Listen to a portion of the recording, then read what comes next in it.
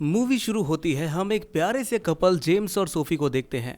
James के father एक बहुत बड़े बिजनेसमैन हैं, लेकिन ये दोनों दूसरे घर में रहते हैं। एक दिन जब ये दोनों रोमांटिक हो रहे थे तो अचानक जेम्स को फोन आता है और उसे पता चलता है कि उसके फादर की डेथ हो चुकी है, जिसके बाद कंपनी की सारी जिम्मेदारी जेम्स पर आ जाता है। वो अब अपने फादर की कंपनी का सीईओ है।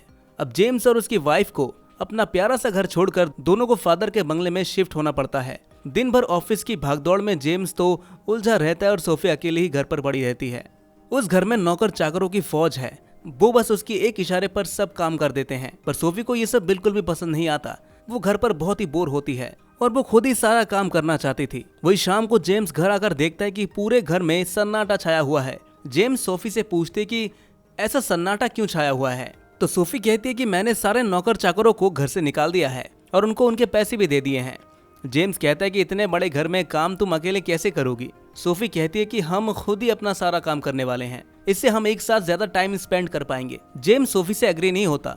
वही जेम्स बिजनेस को लेकर थोड़ा परेशान रहता है। अब कुछ दिनों बाद सोफी घर के सारे कामों में फंसकर परेशान हो जाती है। तो एक दिन जेम्स ये सारी बातें ऑफिस में एक एम्प्लॉय को बताता है। एम्प्लॉय कहता है कि चिंता मत करिए, मेरे पास एक सोल्यूशन है। वो बताता है कि हमारी कंपनी में कुछ ऐसे रोबोट बनाए गए हैं जो बिल्कुल इंसानों जैसे दिखते हैं और हर काम बखूबी कर लेते हैं। जेम्स को ये आइडिया बहुत पसंद आता है और वो अगले दिन सोफी को अपने साथ ऑफिस ले आता है। वो साइंटिस्ट उन्हें कई ऐसे रोबोट दिखाता है जो बिल्कुल इंसानों जैसे लगते हैं। सोफी और जेम्स उसे देखकर हैरान रह जाते हैं और एक हेनरी नाम के रोबोट को अपने साथ घर ले आते हैं। हेनरी घर का सारा काम बहुत ही अच्छे से कर लेता है।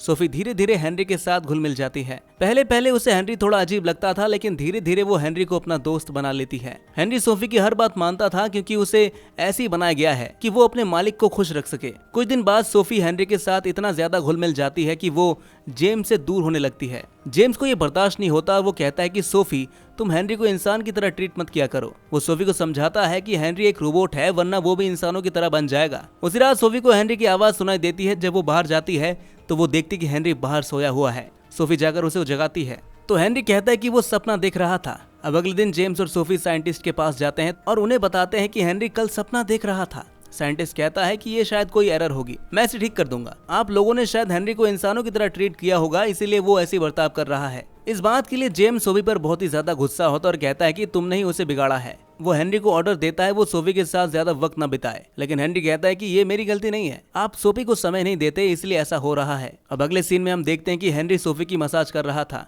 और सोफी को बहुत ही आराम मिल रहा था। तभी हेनरी सोफी को किस कर लेता है। तभी सोफी की नींद खुल जाती है और फिर जेम्स और सोफी के बीच फिर से बहस होती है और गुस्से में सोफी घर छोड़कर चली जाती है। वही अब रात को जेम्स बाथरूम में होता है। वो हेनरी को शेव करने के लिए बुलाता है। हेनरी जब उसके करीब आता है तो जेम्स उसकी तरफ अट्रैक्ट होने लगता है और हेनरी उसे किस कर लेता है। अब अगले दिन सोफी हेनरी से मसाज करवाती है। मसाज करते करते हेनरी सोफी को किस करता है और साथ ही उसे आई लव यू भी कहता है। सोफी इस बात से हैरान रह जाती है और ये बात जेम्स को बता देती है, जिसे सुनकर जेम्स को बहुत ही गुस्सा आता है और वो हेनरी को मारता है। अब अगले दिन जेम्स साइंटिस्ट को हेनरी को ले जाने के लिए बुलाता है। हेनरी को ये बात पता चल जाती है। वो सोफी से पूछता है कि मैंने क्या गलती की थी, अगर आप मुझे इसलिए भेज रही हैं तो पहले जेम्स से बात करिए, वो मुझसे अट्रैक्ट हुआ था तब तो ऐसा कुछ नहीं हुआ था। सोफी गुस्से में जेम्स के ऑफिस जाती है और दोनों इस बारे में बात करते हैं। दूसरी तरफ साइंटिस्ट हेनरी को लेने आता है, लेकिन हेनरी जाने से मना कर देता है। तभी अचानक पुलिस कंपनी में छापा मारती है और पता चलता है कि ये रोबोट नहीं बल्कि असली इंसान है। साइंटिस्ट और उसके फादर ने इंसानों पर एक एक्सपेरिमेंट किया था,